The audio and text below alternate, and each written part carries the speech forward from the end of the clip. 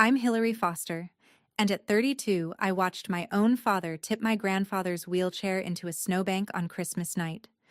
The chair landed on its side. The wheel kept spinning, ticking in the cold like a clock that didn't know it was supposed to stop. My grandfather was 88 pounds of stubborn dignity in a wet wool coat, and the people who shared his last name shut the door on him without blinking. I'd spoken up. That was the whole crime. I defended an old man at a dinner table, and my father's open hand caught me across the face in front of 12 relatives who suddenly found their plates fascinating. I thought that was the night we lost everything. 10 weeks later, a lawyer slid a folder across a polished table and told me what my grandfather had really been carrying all those silent years, and the number did not fit on one line.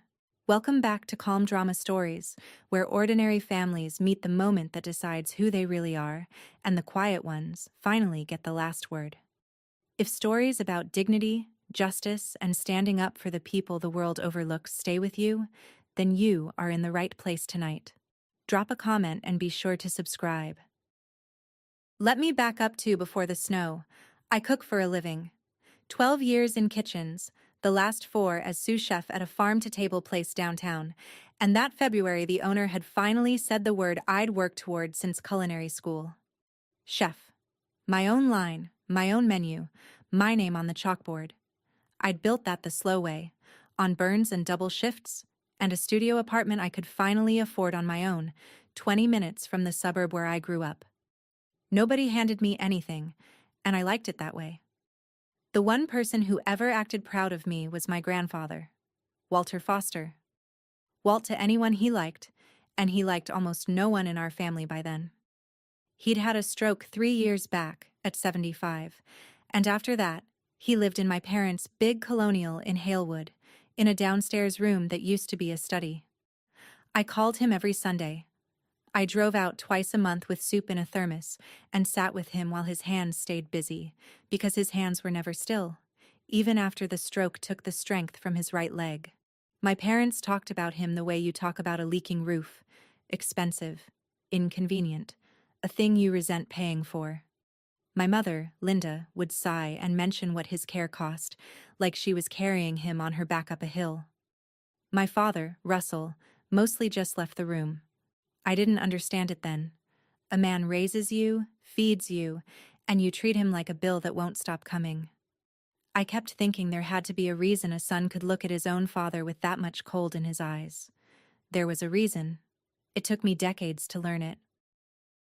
The invitation came by phone in mid-December, and it came with conditions.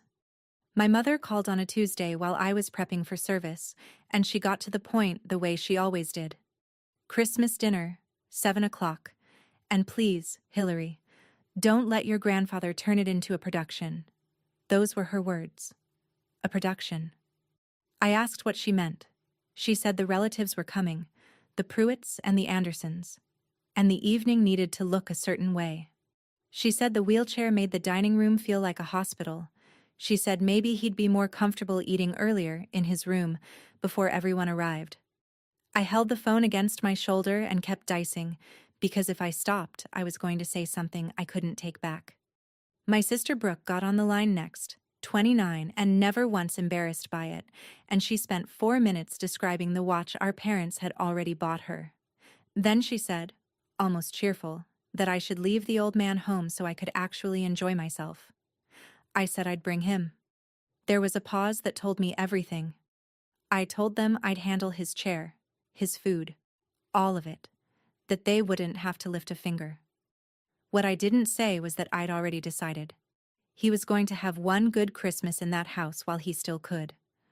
I bought him a new flannel shirt and pressed it myself. I should have heard the warning in that silence. I heard it. I just believed, the way you do, that no one would be cruel to a man on Christmas. We got there at 6:45, and the trouble started at the threshold. There was no place set for the chair. The table sat 12 in a room built for 10, and when I rolled Walt toward the empty stretch near the head, my father stepped in front of us. He looked at the wheelchair like it had tracked mud across his life. "That thing's an eyesore," he said, not even quietly, and he wheeled Walt himself into the corner by the sideboard, the bad corner, where the right wheel ticked against the floor register every time it turned. Walt didn't argue. He folded his hands and watched the room with those pale, patient eyes. Dinner came out on the good china, prime rib and the works, and my mother served everyone but him. When I asked for his plate, she waved at the kitchen and said there were leftovers from lunch. He could have what was there. Cold ham and a heel of bread. I'd made a braise that morning, his braise, the red sauce one he taught my grandmother 40 years ago, and I'd brought it in a covered dish hoping to add it to the table. My mother set it on the counter, untouched, like a coat she didn't want. Brooke laughed at something on her phone. The Pruitts talked about a cruise, and my father, carving at the head of the table, looked down the length of it at his own father in the corner and said the line I will hear until I die. You don't get a seat at this table. The room went quiet for half a second. Then Walt smiled, small and even, and said something so soft only the nearest few caught it. He said, "You sat at plenty of mine." My father's face drained white.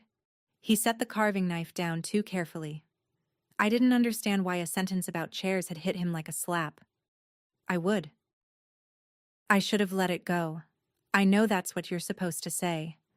But I'd watched a 78-year-old man eat cold ham off a paper towel while his family passed gravy over his head, and something in me stood up before my body did. I said it plainly, no shouting. I said, "He is your father, and you're feeding him scraps in the corner." The table stilled. My mother told me to lower my voice. I didn't raise it. I said, 12 people in this room and not one of you will give him a chair." My father came around the table. I thought he meant to walk me to the kitchen, talk it out, save face. Instead, his hand came up and across, and the slap turned my head and rang in my ear like a struck pan. 12 relatives looked at their plates. Brooke covered her mouth, but not before I saw the corner of it twitch. Walt started to push himself up out of the chair, his arms shaking, his whole body refusing the leg that wouldn't hold him, and I crossed the room and put my hand on his shoulder so he wouldn't fall. My cheek burned. My voice did not. I looked at my father and said, "You just hit me for asking you to be decent." He straightened his cuffs. He said it again, slower, like he was teaching me a rule of the house. "You don't get a seat at this table, either of you." I understood then that this was never about a chair. It was about who counts as family, and we had just been told. My grandfather's hand found mine on his shoulder and squeezed once, steady, almost calm. He wasn't surprised. That was the part that scared me. My mother made it official. She walked to the front door and opened it on the December dark, and the cold came in across the entryway like a verdict. "Out," she said. "Both of you." She didn't yell. She used the voice she used for canceling subscriptions. "We're done carrying dead weight." The word landed on Walt and on me at the same time, and I felt him flinch beside me, the only time all night his face moved. I want to tell you I made a speech. I didn't. I just got behind the chair. But here is the thing I need you to understand, because it matters to how I slept later. I did not wait to be thrown out. I was already turning his chair toward that open door. If he goes, I go, I told the room, and I meant it as a choice, and not a punishment. The Pruitts studied the carpet. My Uncle Dale looked like he might speak, opened his mouth, and then reached for his wine instead. 12 adults watched a man in a wheelchair get rolled out into 9 degrees, and the loudest thing in that house was the tick of the bad wheel on the hardwood. My father followed us to the porch, not to help, to make sure we left. Behind him, the dining room glowed warm and yellow, prime rib steaming, my untouched braise cooling on the counter. The door shut, the deadbolt turned, and we were 2 people and a wheelchair on a frozen lawn, with my grandfather's breath fogging in the porch light, and the spinning wheel slowing, ticking down to nothing. I should have been frightened. Mostly I was clear. I have always been better in a crisis than in a quiet room. I tucked my coat around his knees and got us moving. Getting him off that lawn was the first hard thing. The path hadn't been salted, and the wheels caught on a ridge of ice, and the chair went over sideways into the snowbank by the mailbox. Slow and almost gentle, Walt's arm flung out to catch a fall that snow softened anyway. I had him upright in 10 seconds. His sleeve was soaked, his hand was already going stiff and red, and the bad wheel was packed with snow so it didn't tick anymore, just dragged. I half lifted, half rolled him the 40 feet to my car. He weighed almost nothing. That's a thing nobody warns you about, how light the people who raised you become. I got him into the passenger seat, folded the chair into the trunk, cranked the heat, and put my own gloves on his hands one finger at a time while he told me, through chattering teeth, that he was perfectly fine and that I drove too fast. I did not drive too fast. I drove the 20 minutes back to my apartment on roads gone to glass, and I talked to him the whole way about nothing, the menu, the snow, a cook who'd quit, just to keep his eyes open. I carried him up one flight because the chair wouldn't fit the stairwell turn, came back for the chair, and got him into my bed under every blanket I owned. He was shivering for an hour. I made broth and held the mug for him. Around midnight the shaking stopped and he slept, and I sat on the floor by the bed in the dark and did the math on what came next. One bed, one income. A man who needed warmth and medicine and time. I didn't cry. I made a list. I didn't know it yet, but the cold from that night had already settled somewhere in his chest, and a clock had started running. We figured out a life in a 400-square-foot apartment. I gave him the bed and took the couch and told him it was good for my back, which was a lie he let me tell. Mornings, I'd help him wash and dress before my shift.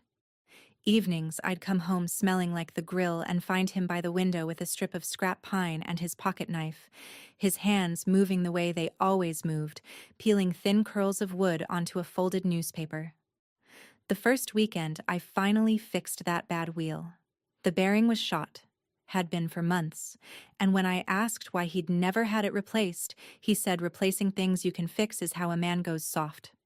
So I oiled it and packed it and got the tick out of it, and while I had the chair tipped on its side, I noticed something carved into the underside of the wooden armrest, small and deliberate, 2 letters worn smooth by his thumb, W and O. I asked him what it stood for. He said, an old habit, and changed the subject to whether I'd salted the broth enough. That night he finished the thing he'd been whittling and set it on the windowsill. A bird, a little wren, plump and tilted, mid-hop, so alive it looked ready to scold me. I'd seen him carve them my whole childhood and never thought to wonder why. There were dozens of them, once on shelves, in houses we no longer visited. He turned it in his fingers and looked at it a long moment, the way you look at a photograph. W and O, I thought. Wren and something. I let it go. When you're tired enough, the strangest things stop seeming strange. I had no idea I was living in the middle of the answer to a question I hadn't asked yet. Money got tight fast, the way it does when one person's paycheck has to stretch over 2 lives. Walt's medications ran $400 a month even with the discount card, and his old plan had been tangled up in my parents' household somehow, so for a while I just paid cash and sorted the paperwork later. I picked up brunch shifts on my 2 days off. I stopped buying coffee out, which sounds small until you've done it for 6 weeks. The thing about being the reliable one is that you never learn to ask for help, and I didn't. My friends would have lent me money. I never told them I needed it. I told the restaurant I had a family situation and kept my hours up and my mouth shut, and I budgeted down to the dollar at a folding table after Walt fell asleep. My mother called once in early January. Not to apologize, to make an offer, she called it. She said the guest room was still open. She said I could come back, get my feet under me, that everyone makes scenes at the holidays. And then, like an afterthought, she said the room was for me. Just me. If you ditch the old man, she said, you can come home.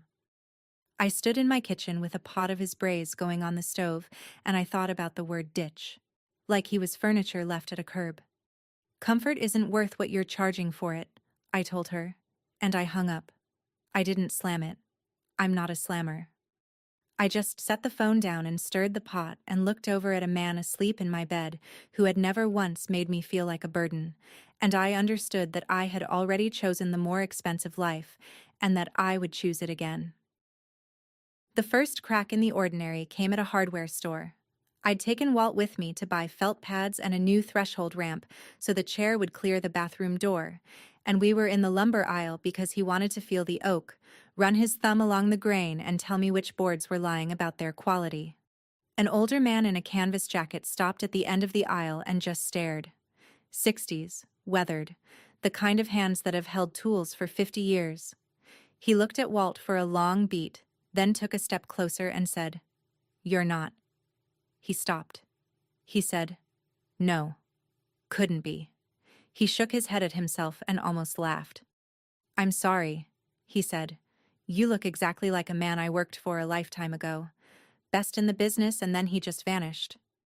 The man waited like he was leaving a door open. Walt smiled, friendly and flat, and said, "People tell me I have that kind of face." The man nodded slowly, not convinced, tipped his cap, and moved on. I watched him go and then looked at my grandfather, who had gone very interested in a piece of red oak. "Who did he think you were?" I asked. Walt set the board down. "Nobody," he said. "A long time ago." He wouldn't meet my eyes, and Walt always met my eyes. On the drive back to my apartment, I kept glancing at him, this frail man in my passenger seat who'd once made a stranger stop dead in a lumber aisle, and I felt the first small itch of a question. Best in the business at what? I let it sit. I had a double shift that night and a man to feed first. But the itch didn't go away. Some questions, once you notice them, just wait for you. My family didn't go silent. That would have been a mercy. Instead, they kept a steady drip going, just enough to remind me where the door was if I ever wanted back in. Brooke texted me a photo of the watch on her wrist with a caption that read, "Enjoy your charity case." My mother sent a long message about how I was throwing my life away over a man who wouldn't last the year, framed as concern, sharp as a fillet knife under the gentle words. My father said nothing, which from him was its own message. For 3 days I answered nothing, and then Brooke called and got my voicemail and left 30 seconds I'll never forget. "He's nothing," she said, like she was correcting my math. "You picked nothing over us."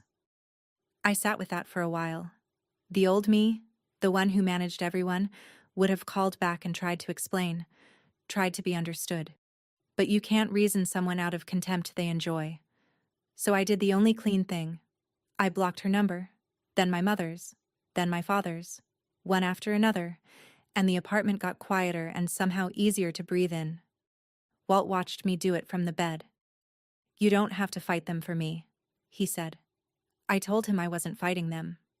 I was just done handing them my afternoons. He nodded, slow, and went back to his wren.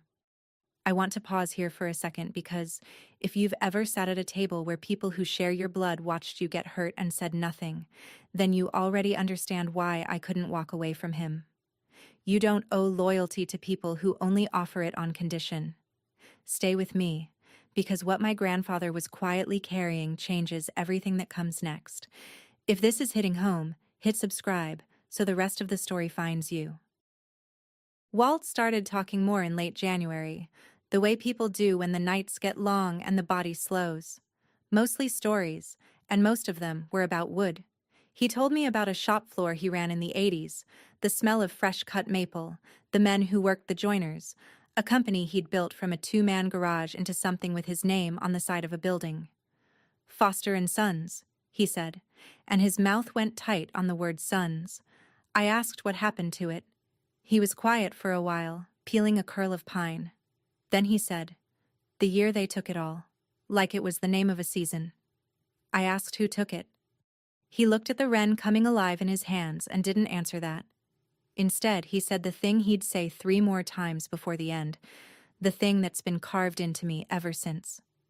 "They can take what you build," he said, "never what you are." I thought it was the kind of soft wisdom old men hand out so the young will feel better about a hard world. I told him that was a nice way to think about it. He smiled at me like I'd missed something obvious, which I had, and set the finished wren on the sill next to the others. There were 5 up there by then, a little flock facing the window. He told me his father had taught him to carve them, that a wren is the loudest bird for its size, that nobody respects it until it opens its mouth. I laughed. He didn't. He was looking at the birds, and there was something in his face I couldn't name, something that was not regret and not grief, but lived in the same neighborhood. The year they took it all. I should have asked again. I didn't. I had broth on the stove. The letter came on a Thursday, and it didn't look like anything. I was sorting his mail at the kitchen table, the usual pile of plan summaries and pharmacy notices, when I found a thick cream envelope with a return address embossed in navy ink. Crane and Holloway, trustees. Certified. Requiring a signature, which is how I knew to slow down. I'd signed for it that morning without reading the sender. I almost said it with the medical stuff. Then the word trustees caught me. Inside was a single dense page addressed to Walter R. Foster, referencing what it called the annual trustee certification and, halfway down, a line about a property tax abatement on the Ashford Mill site. I read that sentence 3 times. Ashford Mill. I had never heard him say those words in my life. There was a reference number, a phone line, and a sentence at the bottom asking him to confirm receipt at his earliest convenience. I carried it to the bedroom and held it up so he could see. "What's Ashford Mill?" I asked. He looked at the envelope the way you look at a face from a past life. His expression didn't change much, but his hands went still, and his hands were never still. "Old paperwork," he said. "Let it be." I asked him whose paperwork required a certified letter and a trustee. He said, "Mine," in a way that closed the subject like a drawer. I have spent a lot of nights since wondering what would have happened if I'd pushed right then. But he was clear-eyed and calm, and it was his name on the envelope, and his business behind it, and a man gets to keep his own secrets in his own last winter. So I did the only thing that felt both respectful and smart. I didn't throw it away. I slid it into the zip pocket of my work bag where it stayed, a small cream rectangle that I would come back to when everything else had fallen apart. I looked it up, because I'm not the kind of person who can carry an unanswered question without picking at it. On my phone, on a break behind the restaurant, I searched Ashford Mill. What came back stopped me cold against the brick. It wasn't a ruin or a memory. It was an operating site, a sprawling complex an hour north of the city. Satellite photos showing acres of roof, loading docks, a parking lot full of cars on a workday. A furniture and home goods manufacturer, the listing said, though the brand name on the signage was scrubbed in the public records under a holding company. I stood there with grease on my apron and tried to fit that picture against the man asleep in my bed who couldn't afford his own pills. It didn't fit. I went home that night and asked him once more, gently, plainly. I said, "Ashford Mill is real, it's huge, and it has your name on a trustee's letter." I told him if he was in some kind of trouble or owed someone, I wanted to help. He took my hand, and his grip was stronger than it had any right to be. "Hilary," he said, "I am not in trouble. I am exactly where I chose to be." Then he asked me to leave it alone, not as a brush-off, as a request, one adult to another. And here's where I want to be honest with you about why I didn't tear the world apart to find out more. He was sound of mind, sharper than me on a good day. It was his name and his business and his choice. And whatever it was his to keep, not mine to crack open. So I let it rest. I told myself there'd be time to understand it later. That was the one thing I turned out to be wrong about. There wasn't much later left. There was a good day in early February, and I hold on to it. My one full day off in 3 weeks, sun on the snow, and I decided to cook the way I cook when nobody's paying. I made his braise. The real one, the red sauce pork shoulder that takes 5 hours and can't be rushed. The recipe he taught my grandmother in 1981, and she taught me before she passed. I browned it slow while he sat at the kitchen table directing me like a man who'd never lost an argument about food in his life. "Too much heat," he said. "Let it sweat. Don't fry it." The apartment filled up with garlic and bay and the kind of smell that makes a small place feel like a home instead of a waiting room. We ate at noon like royalty off mismatched plates. He had 2 helpings, the most I'd seen him eat in weeks, and he closed his eyes on the first bite the way you do when a taste reaches all the way back. After, he carved while I did dishes, and when I sat down he held something out to me across the table. A wren. Smaller than the ones on the sill, finer. The feathers scored in with a detail the others didn't have. "For you," he said. I told him it was beautiful and reached for it, and he held on a second longer than a gift requires. "I only carve these for the ones who'd never leave me in the cold," he said. I didn't have anything to say to that, so I just closed my hand around it. It was warm from his hands. I put it in my coat pocket and I have carried it every day since. I didn't know that little bird was about to become the most important object in my life. I just knew that a man who'd been thrown into the snow had given his granddaughter the thing he made for people he trusted, and that it was the richest I'd ever felt. The cold came back the second week of February, a hard snap that dropped us into single digits, and Walt's body had been waiting for an excuse. It started as a cough, the kind you tell yourself is nothing. By the 3rd day, it had teeth. He got quieter, slept more, ate less, and the braise sat in the fridge in a container he waved away. I knew the shape of it before I admitted it. I'd watched my grandmother go the same way. The slow gathering, the body deciding. I begged off 2 shifts and sat with him, and he insisted he was fine, that he'd buried colder winters than this one. But his color was wrong, a gray under the skin, and when he reached for the water on the nightstand, his hand missed it by an inch. The night his fever spiked, I didn't argue with myself. I called for an ambulance. While we waited, I packed a bag, his pills, his glasses, the new flannel shirt, and almost without thinking, I tucked the little wren into the side pocket and the cream trusty envelope after it. The 2 things that didn't belong in a hospital bag, because some part of me already understood we might not come home together. He gripped the chair's worn armrest as the paramedics lifted him, his thumb finding those 2 carved letters by habit, W and O, the way another man might touch a saint's medal. The bad wheel ticked once against the doorframe on the way out. I locked the apartment and followed the lights, and the whole drive I kept my voice steady on the phone with the hospital, professional, calm, a woman who's good in a crisis. It was only at a red light, alone, that I let myself say the true thing out loud to the empty car. "Not yet, please. Not yet." They came to the hospital, which surprised me until I understood it. Pneumonia, the doctors said, in a frail man with a damaged heart, and the word they wouldn't quite say hung over the room. I'd been there 19 hours when my parents appeared in the ICU waiting area, my mother in a camel coat, my father a step behind, and for one stupid second my chest lifted because grief makes you hope. Then I watched my mother work the room. She found the charge nurse first. She pressed a hand to her heart and said, in a voice pitched to Carrie, "We've done everything for him. You know, everything. For years." She asked about visiting policy loud enough for the family across the way to hear what a devoted daughter-in-law sounded like. My father stood by the window and looked at his phone.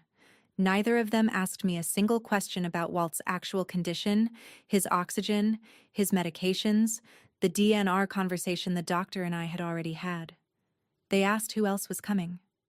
They asked carefully whether he was lucid, whether he'd been saying anything, and that question landed strangely, too specific, a fishhook dressed as concern. I told them he was sleeping. My mother squeezed my arm in front of the nurse and murmured that families heal at times like these, and then, when the nurse stepped away, she dropped my arm and dropped the warmth with it, and asked me where his paperwork was. "His what?" I said. "His affairs," she said, smoothing her coat. "Someone has to be practical, Hilary." I looked at this woman performing love for an audience of strangers while her father-in-law fought for air 20 feet away, and I understood that they hadn't come to say goodbye. They'd come to take inventory. I didn't know yet what they were counting, but I knew it wasn't him. He woke in the small hours, clear as a bell, the way the dying sometimes surface for one last lucid tide. The machines hummed. My parents had gone to a hotel. It was just us. He asked me to crank the bed up so he could see me properly. And I did. He looked at me for a long time. Then he reached for my hand and pressed something into it, and I realized he'd had me bring his things to the bedside, the wren and the cream envelope both, and he was giving them back to me with purpose. "Keep these together," he said. I started to say something soft, and he stopped me. "Listen," he said. "When this is done, and it's nearly done, you don't fight them at the funeral. You don't argue about flowers or who speaks. You let them have the noise." He squeezed harder. "You call Tom Crane. The number's on the letter. He'll explain what I never could find the words for." I asked him to explain it now, while he could, and he shook his head, a small smile. "Some things you have to be shown," he said, "not told. They wouldn't believe me if I shouted it from this bed." He looked at the wren in my palm. "They can take what you build," he said again, slower this time, like he was handing it to me to carry. "Never what you are. Remember that when the lawyer's done talking." I told him I loved him. He told me I was the only one of them who'd earned the right to say it, and that he'd known what I was made of since I was 5 years old and gave my whole birthday cake to a kid who had none. Then he closed his eyes, still holding my hand, and I sat with him in the hum and the dark and didn't let go. He died at 4:51 in the morning, the way he'd lived the last weeks, quietly and without complaint, his hand cooling in mine before the monitor caught up to the truth. I won't perform my grief for you. There are people who fall apart loudly and people who go very still, and I'm the still kind. I sat with him until the sky outside the window turned the color of old pewter.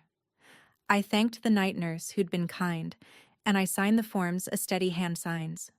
Then I went down to the parking garage, got in my car, and held the little wren against my chest in the gray light, and I let myself feel it for exactly as long as it took the windows to fog, and then I wiped my face and started making calls. That's not coldness. That's how some of us love, in logistics, in the doing of the next right thing. I called the funeral home he'd once mentioned, on a quiet street I'd driven past 100 times. I called the restaurant.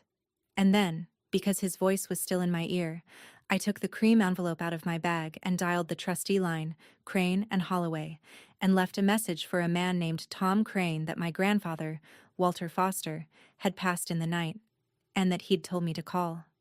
I expected a call back in a week. The slow grind of estates. Tom Crane called me back in 40 minutes.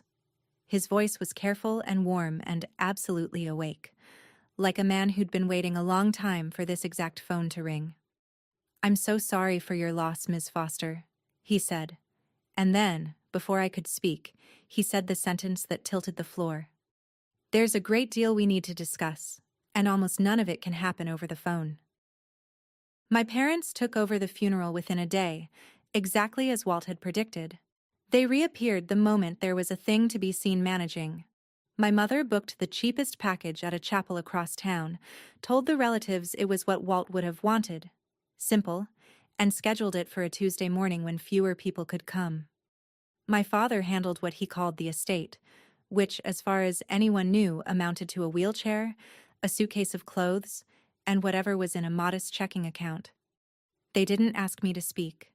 They didn't ask me anything except, again, where his documents were, and again that question had a hunger under it I couldn't place. I let them have the noise, like he'd told me to. But there was one moment I keep turning over. The night before the service, I went by the Colonial in Halewood to drop off a box of his things they'd demanded, and I found my mother alone in the kitchen. No audience, no coat, holding a coffee cup with both hands like she was cold from the inside. She looked older without the camel coat on. She said, not really to me, that she grew up with nothing, that she'd worn the same 2 dresses through high school and learned to smile so no one would see the holes in her shoes. She said, "Poverty is a smell you never get all the way off you." For one breath, I saw the frightened girl under the hard woman, and I almost reached out. Then she caught herself, set the cup down, and the shutters came back over her eyes. "Don't look at me like that," she said, sharp again. "We did what we had to. Some of us couldn't afford to be soft about old men." And just like that, the moment was gone, sealed over, and she was telling me to use the side door on my way out. I went. You can understand where a person's cruelty comes from and still refuse to let it set the table. Tom Crane called the morning after the funeral. By then I'd buried my grandfather in a 40-minute service where my father called him a complicated man, and my mother dabbed at dry eyes, and Brooke checked her phone, and I'd sat in the back row with the little wren in my fist and said my real goodbye in silence. So when Crane's number lit up my screen, I almost let it ring. I'm glad I didn't. He told me there would be a formal reading of Walter Foster's will, that it was required given the size and complexity of the estate, and that my presence was not optional. The size and complexity. I asked him plainly what that meant.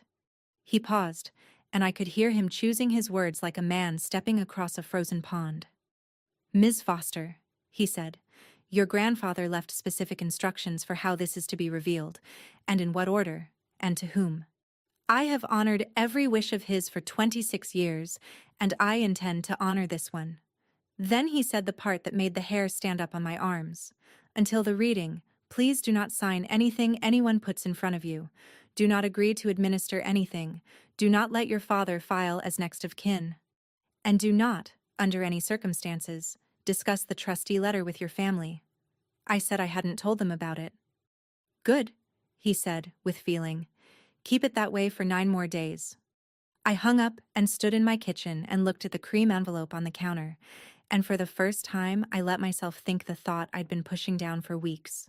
Whatever Ashford Mill was, whatever my grandfather had really been, my family wanted it badly enough to throw 2 people into the snow, and they had no idea what they'd thrown away.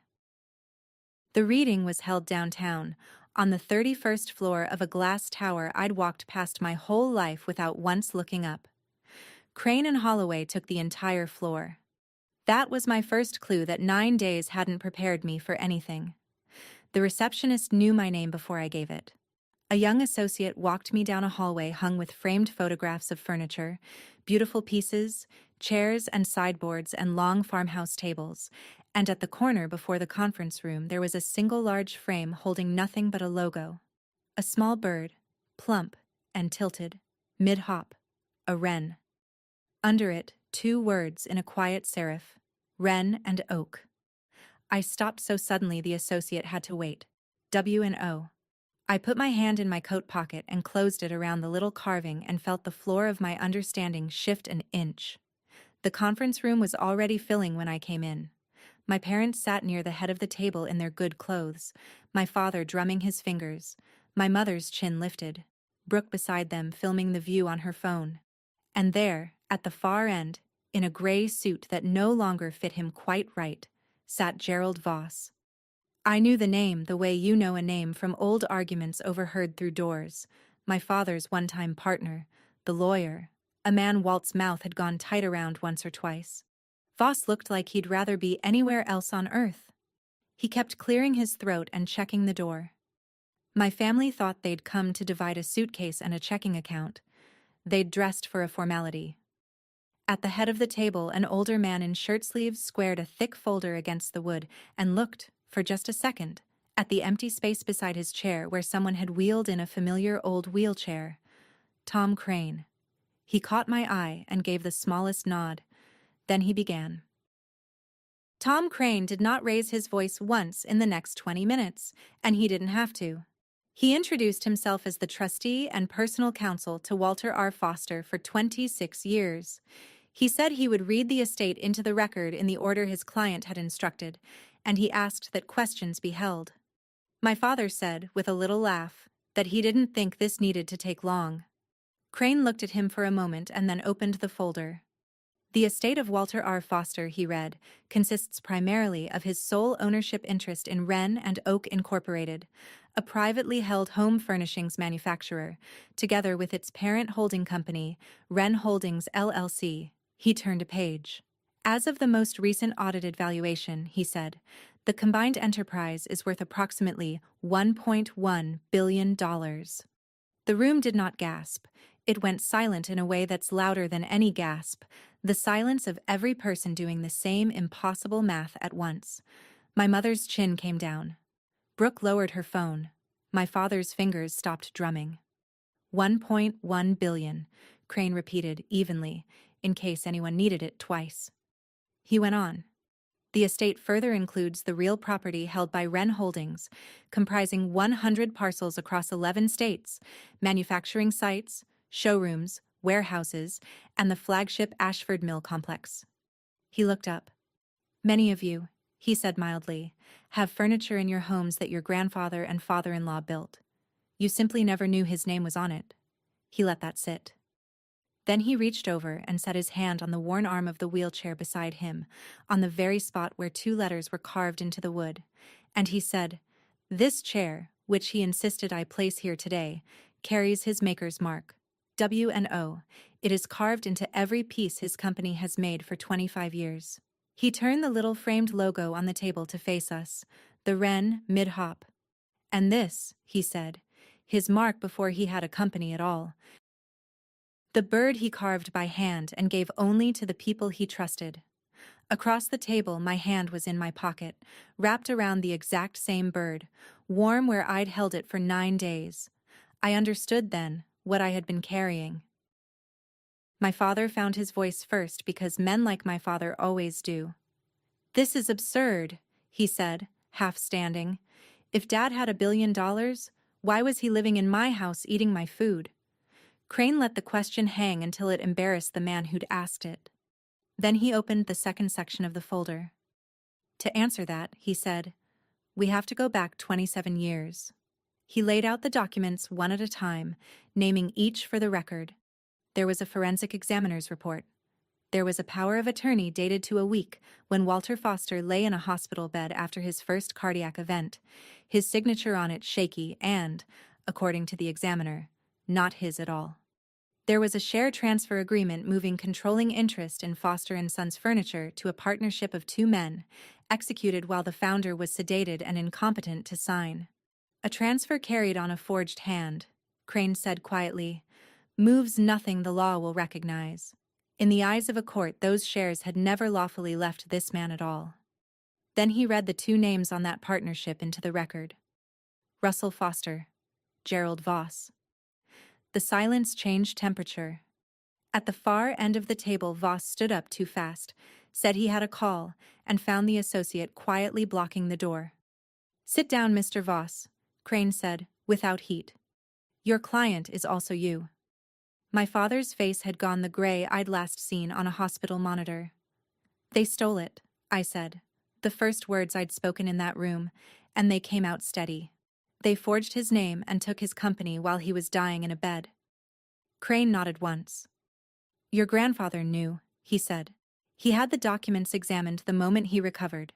He chose not to spend his remaining decades in a courtroom, fighting the son he'd raised. He chose to build again instead. So he started over at 51, quietly, through a holding company, and over 25 years he built something 10 times the size of what was taken from him. And he kept the proof of the theft in this folder, with instructions that it be read aloud on this exact day, in this exact room, to your exact faces." My father sat down because his legs stopped holding him. The man who'd told an old soul he didn't get a seat at the table had just learned whose table it had always been. There was a third section, and Crane read it like a man laying the last card face up. "Over the past 4 years," he said, "Wren Holdings acquired, on the open market and through intermediaries, the senior debt of Halewood Furniture Company." My father's head came up. Halewood was the company he'd renamed after the theft, the one he'd run into the ground, the one I'd overheard him on the phone calling stretched thin. Crane named the figure. The note was deeply in default. "Wren Holdings," he said, "is Halewood's primary creditor, with the right to call the loan in full." And then, almost gently, he turned the final page. "Additionally," he said, "the residential mortgage on the property at 14 Ashford Lane in Halewood, the family home, was assigned to Wren Holdings 16 months ago." My mother made a small sound. That was their house, the colonial with the warm yellow dining room, the locked deadbolt, the porch where they'd watched us roll into the snow. The roof over their heads belonged, on paper, to the estate of the man they'd called dead weight. The phrase came back to me whole, in my mother's flat cancel-a-subscription voice. "We're done carrying dead weight." I looked at the folder, at the wren on the table, at the empty wheelchair, and I almost laughed. Not from cruelty, from the sheer arithmetic of it. The dead weight they'd thrown into the snow had been holding their mortgage the entire time. Crane closed the folder and set both hands flat on it. "And the disposition," he said. "The entire estate of Walter R. Foster, Wren and Oak, Wren Holdings, the properties, the controlling interest, the right to every claim arising from the documents I've just read, is left, in its entirety, to his granddaughter." He looked down the table at me. "Hilary Marie Foster," he read. There were no other beneficiaries named. My father turned to look at me, and his expression was something I'd never seen on him in 32 years. It wasn't anger yet. That came next. It was the face of a man watching a door close from the wrong side of it and recognizing, finally, the sound. Then my father exploded, the way I think he'd been waiting his whole life to explode, and the room got its power inversion. He came up out of his chair shouting that it was a fraud, that I'd manipulated a sick old man, that no court would uphold it, that he'd spent thousands on that man's care and was owed, the word cracking in his throat. He pointed at me across the table and called me a liar and worse, and spit flew, and the associate moved a step closer. My mother switched modes like a dial turning, the hardness melting into tears on command, sobbing that she'd loved Walt like her own father, that this was a misunderstanding, that surely her own daughter wouldn't put her out on the street. Brooke just stared at me, and for 1 second, one honest second, something crossed her face that wasn't calculation, a flush of plain shame. There and then gone, swallowed back down. Voss had his head in his hands, and I sat in the middle of all that noise and felt the strangest thing settle over me. Calm, not triumph, calm, because I finally understood that I didn't have to match their volume, that I never had. I waited until my father ran out of breath. Then I spoke, and I spoke quietly, so they had to stop to hear me. "You hit me," I said, "for asking you to give an old man a chair." He looked at me. I let the next part land soft. "He earned every table you ever sat at," I said. "The one you stole, and the one you're standing in." My mother started to say my name, and I held up one hand and she stopped. I took the little wren out of my pocket and set it on the table where everyone could see it, this tiny carved bird beside a $1 billion folder, and I said the words he'd handed me to carry, in his voice and mine at once. "You took what he built," I said. "You were never going to touch what he was." Nobody answered me, because there was no answer. The loudest man in the room had gone silent, and the quiet woman in the corner had the floor. Tom Crane looked at me with something that might have been pride, the kind a man feels finishing a job he made a promise about a long time ago. "Now," he said, to the room, "shall we discuss what happens next?" What happened next was not revenge in the way the word usually means. I'd had 9 days and a lifetime to decide what kind of person to be at this table, and I'd decided to be his. So I did it through the law, cleanly, the way he'd done everything. I told Crane to refer the forensic file to the district attorney and to the state bar, and to let the prosecutors decide what the years still left within their reach. A forgery 3 decades old is a hard thing to charge. Elder financial abuse from the last few years is not, and my father had handed them plenty. Then I had Crane file the civil action that mattered most. A forged signature transfers nothing, so in law those original shares had never left my grandfather, and the estate moved to undo the theft at last. The note on Halewood I let stand and called, lawfully, on schedule. And the mortgage on the house in Halewood I did not forgive, but I made one offer, through Crane, in writing, to my mother alone. A modest apartment, paid for 2 years, a soft landing she did not deserve, and that I extended anyway because cruelty wasn't the inheritance I wanted. She refused it. She called it an insult through her lawyer the same week she called the original verdict an insult. So I stopped offering. "I'm not punishing you," I'd said to her at the end of that reading, and I meant it. "I'm just finally letting the truth cost what it always should have. That's the whole of my revenge." I let the documents speak, and I let the people who forged them answer to someone with a badge instead of someone with a grudge. Here's where things landed, because you deserve the arithmetic. My father was charged 11 weeks later with elder financial abuse and fraud, the recent conduct, the part the law could still reach, and the case is still grinding through the system. The court voided the old transfer too. A forged hand, it turned out, had never legally moved a thing. Gerald Voss surrendered his law license rather than face the disbarment hearing, and the criminal exposure followed him out the door. Halewood Furniture closed in the spring. The note came due and there was nothing behind it, and the family name my father had run into debt simply stopped existing. They lost the house in Halewood by summer. Legally, every notice served and every window honored. Brooke moved to another state and sends every few months a short text with no demand in it, which is the closest thing to an apology I expect to get, and more than I expected at all. My mother I do not hear from. As for me, I did the thing that scared me more than poverty ever had. I said yes to the estate. I run Wren and Oak now, not from a corner office I earned by blood, but as the person Walt trusted to keep it honest. I kept the chair. It sits in my office with the bad wheel I fixed and the 2 letters carved in the arm, and visitors think it's decoration until I tell them it's the founders. The little wren sits on my desk facing the window, the way his flock used to face the light. And in the canteen at Ashford Mill, where 600 people make furniture every day, the Friday special is a slow braised pork shoulder in red sauce. His recipe? My hands. The smell of garlic and bay rolling out across a factory floor he built twice. The men who work the joiners don't know whose recipe it is. They just know it tastes like somebody cared. That's enough. That's exactly the kind of rich he meant. My grandfather lost a company and built a bigger one, but the thing they could never forge, never steal, never throw into the snow, was the only thing that ever made him rich, which was simply who he chose to be when the people who shared his name were watching and didn't care. That's my story. One cold Christmas night, one wheelchair in a snowbank, and a will that finally said out loud what a quiet man spent 25 years proving.